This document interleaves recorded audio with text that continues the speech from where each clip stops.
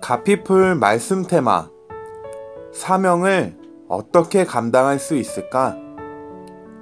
예수 그리스도의 종 바울은 사도로 부르심을 받아 하나님의 복음을 위하여 택정함을 입었으니 로마서 1장 1절 말씀. 여기 나오는 사도는 헬라어로 아포스톨로스라는 단어이다. 흥미로운 것은 이 단어는 그 당시 로마 사회에서 황제로부터 모든 권위를 부여받은 정권 대사라는 뜻으로 통용되던 단어란 것이다. 그런데 바울은 거기에다 예수 그리스도를 넣어 아포스톨로스가 황제가 임명하고 황제가 권위를 부여한 정권 대사라면 자기는 예수 그리스도의 아포스톨로스, 즉 예수 그리스도로부터 정권을 부여받은 주님의 정권 대사란 말로 자기를 소개하고 있다. 이것은 사명에 관한 이야기가 아닌가?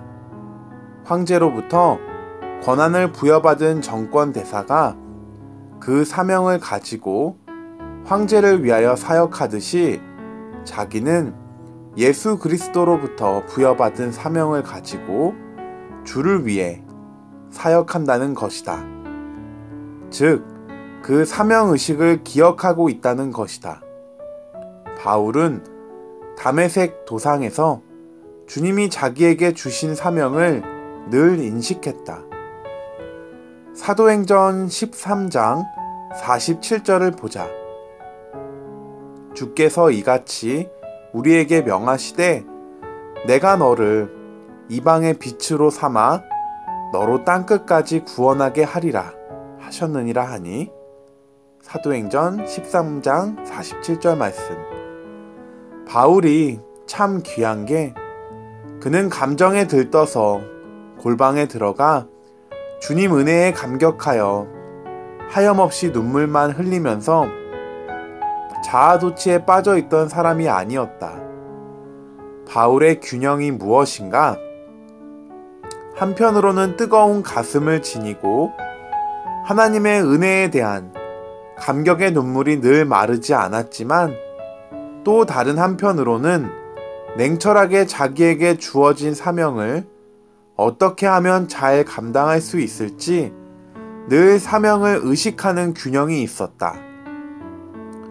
플로렌스 체드윅이라는 여성이 1951년에 여성으로서는 세계 최초로 영국 해협을 헤엄쳐서 왕복으로 건너는 기록을 세웠다. 이듬해 체드윅은 또 다른 도전을 한다. 미국 캘리포니아 LA 근처의 카탈리나 섬에서 롱비치까지 횡단하겠다고 선언한 것이다. 무려 35km나 되는 먼 거리이다. 많은 사람들이 흥미를 가지고 이 도전을 지켜봤다.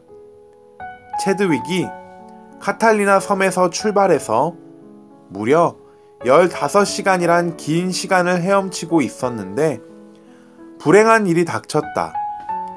전혀 예상하지 못했던 복병인 안개가 들이우기 시작한 것이다. 안개가 얼마나 짙게 드리웠는지 헤엄을 치다가 도저히 한 치 앞도 분간이 안 되는 상황이 됐다. 눈물을 머금고 체드윅은 도전을 포기하고 배에 올라탔다. 그런데 바로 얼마 뒤 자기 가슴을 칠 수밖에 없었다. 왜냐하면 자기가 포기했던 그 지점이 목표로 한 롱비치 해변에서 불과 800m 떨어진 곳이었기 때문이다. 얼마나 원통했겠는가? 어느 기자가 물었다. 왜 실패했다고 생각하십니까? 그러자 체드윅이 대답했다. 추위 때문도 아니고 피곤함 때문도 아니고 안개 때문에 실패했습니다. 더 정확하게 말하면 안개 때문에 목표를 볼 수가 없었기 때문에 실패했습니다. 체드윅은 2달 뒤에 다시 도전했다. 공교롭게도 그날 안개가 더 짙게 드리워졌다. 물은 너무 차가웠다. 하지만 그 난관을 다 이겨내고 드디어 목표에 성공했다. 기자들이 또 물었다. 이번에는 어떻게 성공할 수가 있었습니까?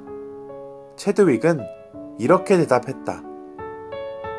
이번에는 제가 마음속으로 목표 지점을 보고 있었기 때문에 끝까지 헤엄칠 수 있었습니다.